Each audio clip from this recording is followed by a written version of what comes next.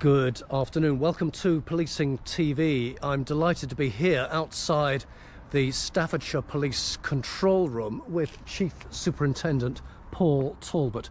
Paul, one of your many responsibilities is contact and control room. So tell us a little bit about the journey that Staffordshire Police is on with contact management and the ways in which you're looking to make further improvements to the control room and contact management within the force.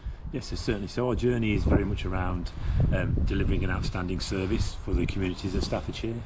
Obviously, as a force that has recently come out of an engaged status with HMIC, it's important that we continue to build on those blocks, recognising that we've still got a long journey to go. Part of the challenges that we've got as an emergency contact centre is clearly, first of all, around 999 and making sure we answer those 999 calls as quickly and as effectively as possible.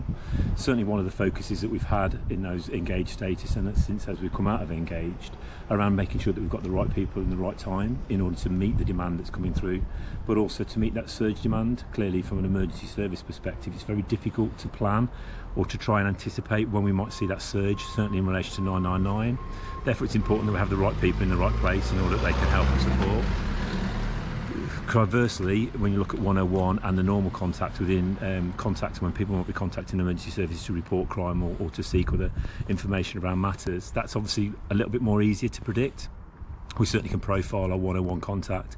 We certainly can understand when the community victims may wish to contact Staffordshire Police in order to report, and there's various different methods that we can use to report. So not only the traditional method of making a phone call, but also there's digital technology such as single online homes, which we know is very keen for the government to push in relation to direction in that path. Obviously, part of the work that we're trying to do is also making sure that 101 remains effective, but also cost effective. Clearly, it's public money. It's therefore vitally important that we make sure that we have and we spend that money wisely. So we're looking at technology in order to try and support and enhance our service that we deliver to the public. One of the ways and one of the key areas that we try and look at is around private sector, recognising that a lot of our communities actually deal with the private sector and actually speak with the private sector a lot more than they would with the public. Therefore, that we can really understand and get some lessons learned from the systems that they use. There is one system that we're looking at the moment, which we're trying to be a pathfinder force in order to implement within our control room. It's called Salesforce, but it's effectively a citizens portal.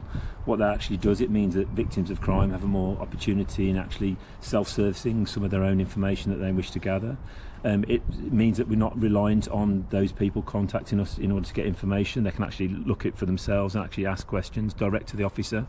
It also takes away some of that pressure from our officers that are working shift patterns, that are obviously answering additional calls, so that they can actually update victims in the middle of the night, for instance, and that message gets put through to the victim in the method and contact stream that they wish to be contacted in. It also helps us to support in relation to victims' rights. So as we know, victims' rights means that there's 12 rights, which is now statutory in law, in which police forces need to abide by and also have considerations for. Again, it allows us that process, that system, that we can actually adhere to those 12 rights really quite effectively and really quite efficiently in order that we are supporting and making sure that the victims get absolutely everything that they should from Staffordshire Police. So there's quite a range of ways, as you've acknowledged, where the public may wish to use to contact Staffordshire Police. Traditionally, the 39s, or more recently 101, which is for less urgent or matters that are the person contacting judge less urgent. Yeah. The online mechanisms that you've spoken about, and if I were to summarise the work that you're doing, it's not just that Staffordshire Police is working on this, but you're working also with a range of partners to improve that, not just the first contact, but the interest that the victim might have in, well, how's my investigation going?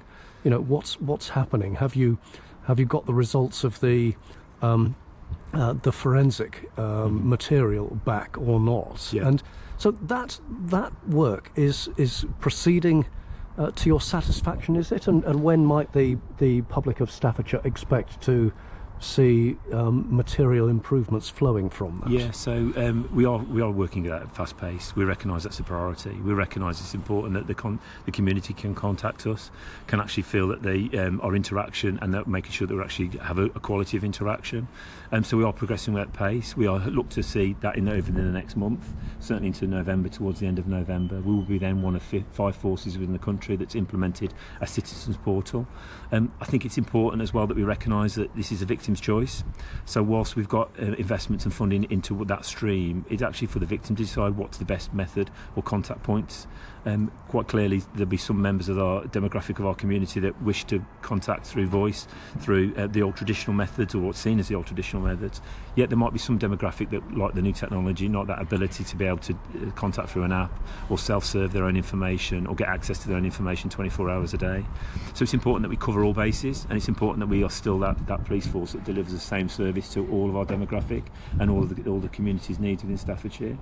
So you've mentioned there that you are one of just 5 forces that are progressing this, with I think Salesforce as the supplier. So this is you're expecting an example where Staffordshire is very much going to be in the lead in terms of new successful implementations. Yeah, I've got more humility to say in the lead. We were very much a pathfinder force, and there are some forces that have implemented Salesforce already within force, which we can use as a benchmark. We can understand how it's going well, what some of the learnings, how they've adapted, and we can adapt and learn those lessons as we move forward. But Salesforce is very much, or a citizens portal, is recognised nationally within the contact centre, certainly within policing. Again, it comes back to that need around recognising private sector and recognising how in public sector we need to keep up pace. It's very stark difference when you contact somebody from the private sector. They clearly rely on customer satisfaction, that regular repeat victims or that regular repeat customers. Clearly in emergency services or in the public sector, we can't just sit back and say, well, in Staffordshire you've got no one else to call. We still have to deliver that relevant service. We still have to deliver that excellent service, and that's what we're striving to do in the contact centre.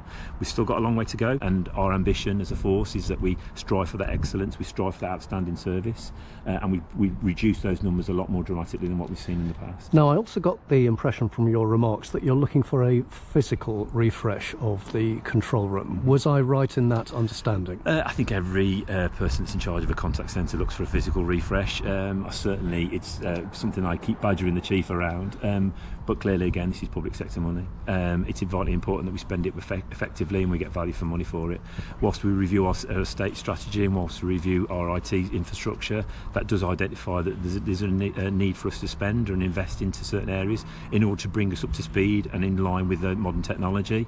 That may result in a new environment. It may result in obviously new technology, new systems that's being put into the control room. What I can say is that I've got 100% got the support of the Chief Constable, the Police and Crime Commissioner, in order the direction that we want to take the force, and certainly in relation to the contact centre, the direction we want to move it forward.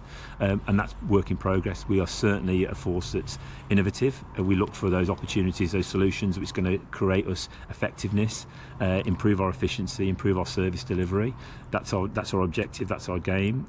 So it's certainly something that's hopefully will be seen in the future. Well, Paul, I wish you well in your persuading the Commissioner and the Chief of the need for scarce funds to be made available for the contact centre. Thank you for explaining about the work of the contact centre and some of the work that you're doing with Salesforce and others to improve the overall service to the citizens of Staffordshire. For the time being, though, Chief Superintendent Paul Talbot, thank you very much indeed. Thank you for your time.